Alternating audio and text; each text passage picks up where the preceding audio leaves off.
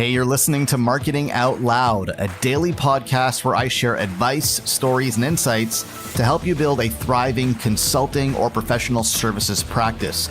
To subscribe to the show, head over to marketingoutloud.fm.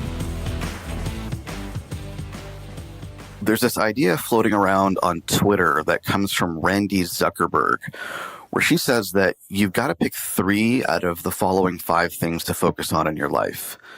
There's work, family, friends, fitness, and sleep. And so Randy Zuckerberg says you can only really focus on 3 of those 5 things. And at first glance, I found this idea just so objectionable.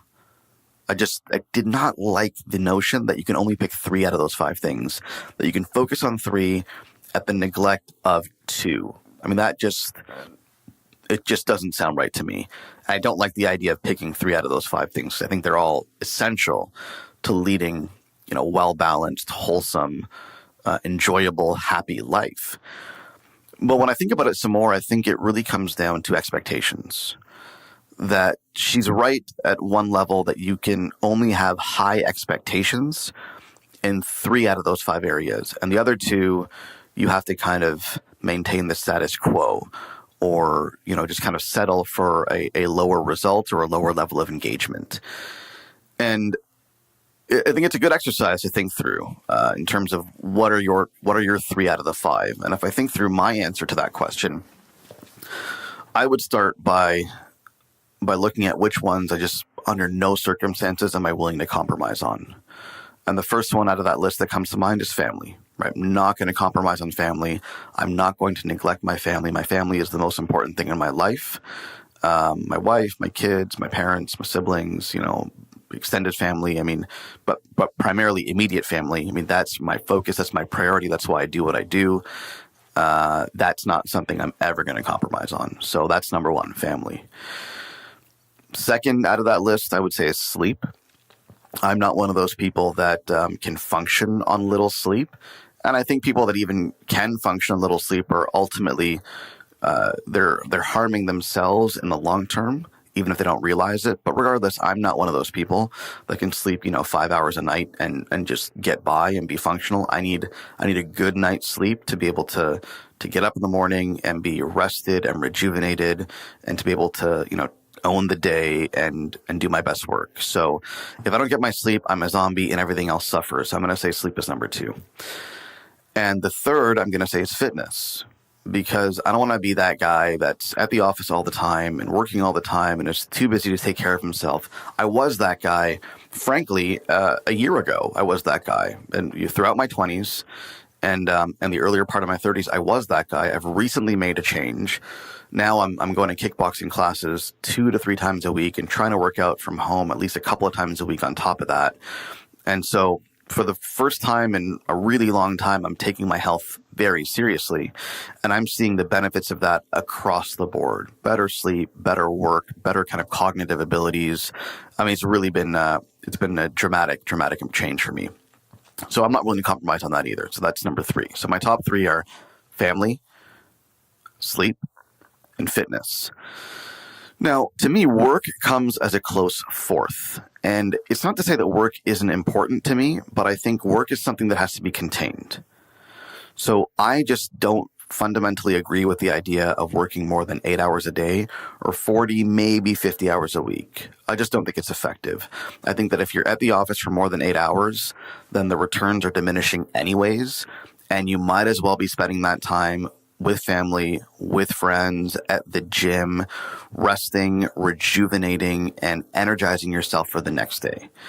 I think if you really put in a good, honest, hard day's work and you're there for 8 hours, and not 8 hours is a hard and fast rule, maybe it's 8 or 9 hours, maybe it's 10 hours sometimes, but to average out around 8 or 9 hours a day, if you're really giving that your best effort, that is plenty of time to do what you need to do, whether you're a business owner or not. And I think a lot of people think that, well, as business owners, we have to make exceptions and we have to be willing to work longer hours and put in the time. And sometimes that's true, don't get me wrong.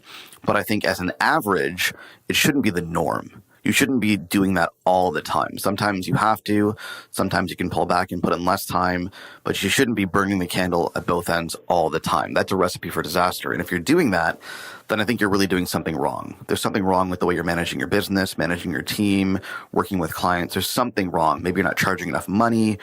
I mean, it's just that's a telltale sign that you need to make some changes in your business.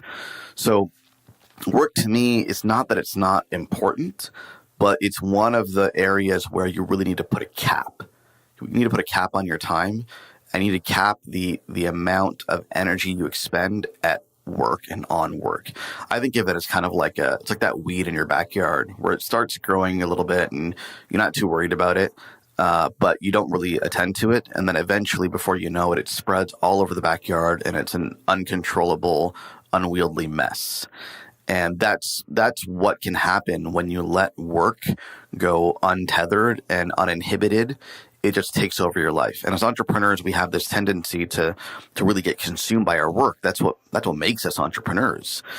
And pretty soon, if you don't control that work, it'll just take everything over, and then everything else in your life will suffer. So I think you've got to put a lid on it. You got to put a cap on it. You got to control it and make it work within the time that you have, the 8 or 9 hours a day, the 40 or 50 hours a week.